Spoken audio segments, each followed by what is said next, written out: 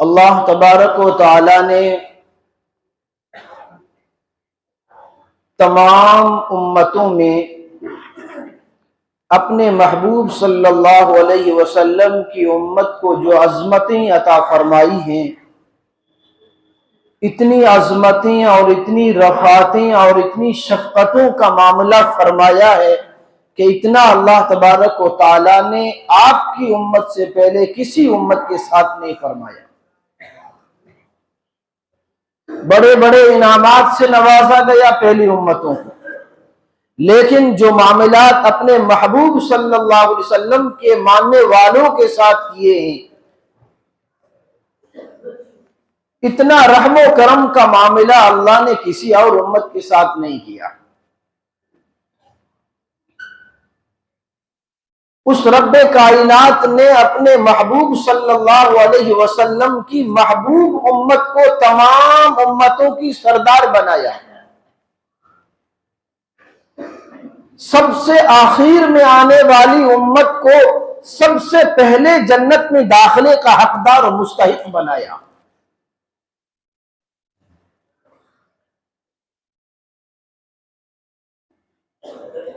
آقا علیہ السلام نے فرمایا کہ اس وقت تک کوئی جنت میں داخل نہیں ہو سکتا جب تک کہ میں محمد الرسول اللہ صلی اللہ علیہ وسلم اپنے دست مبارک سے جنت کی تالا نہ کھول دوں، اور اس وقت تک کوئی امت جنت میں داخل نہیں ہو سکتی جب تک کہ میرا امتی داخل نہ ہو جائے۔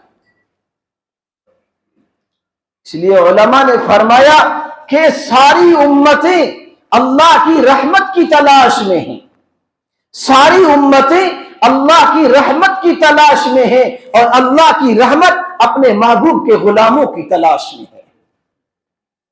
ساری امتیں اللہ کی مغفرت کو ڈھونڈ رہی ہیں، اور اللہ کی مغفرتیں محمد الرسول اللہ کے غلاموں کی تلاش میں ہے۔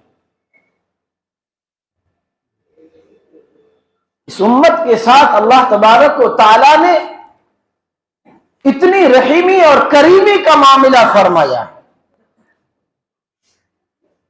کہ پہلی امتوں کی سینکڑوں سال کی عبادتیں، ہزار سال کی عبادتیں ایک طرف ہیں، اور محمد الرسول اللہ صلی اللہ علیہ وسلم کے غلاموں کا ایک سجدہ ان کی سینکڑوں سال کی عبادتوں کے مقابلے میں بڑھا دیا۔ یہ نسبت ہے کالی کملی والے کی، یہ نسبت ہے گنبد خضرا کے مکی کی۔ اگر ہم نے ان نسبتوں کا لحاظ نہیں رکھا تو یاد رکھیے اللہ تبارک و تعالی کی پکڑ میں بڑی سخت ہے۔ تو اللہ تبارک و تعالی نے اس امت کے ساتھ خصوصی انعامات کا معاملہ فرمایا ہے۔ مختلف اوقات میں، مختلف مہینوں میں، مختلف راتوں میں اللہ تبارک و تعالیٰ نے مخصوص انعام عطا فرمائے ہیں، تاکہ یہ امت اپنے انجام کو پہنچنے سے پہلے، اپنی اخروی زندگی شروع کرنے سے پہلے، جب میرے محبوب کا امتی اس دنیا سے جا رہا ہو تو اس کا دامن گناہوں سے پاک اور نیکیوں سے بھرپور ہو۔ یہ اللہ کی رحمت کا تقاضا ہے، اس لیے اللہ تبارک و تعالیٰ نے مختلف اوقات عطا فرمائی، مختلف راتیں عطا فرمائی، بعض مواقع پر اللہ نے پورا مہینہ عطا فرمایا۔ ابھی رمضان کا مہینہ آ رہا ہے، اللہ تبارک و تعالیٰ نے پورا رحمتوں کا مہینہ اس امت کو عطا فرمایا۔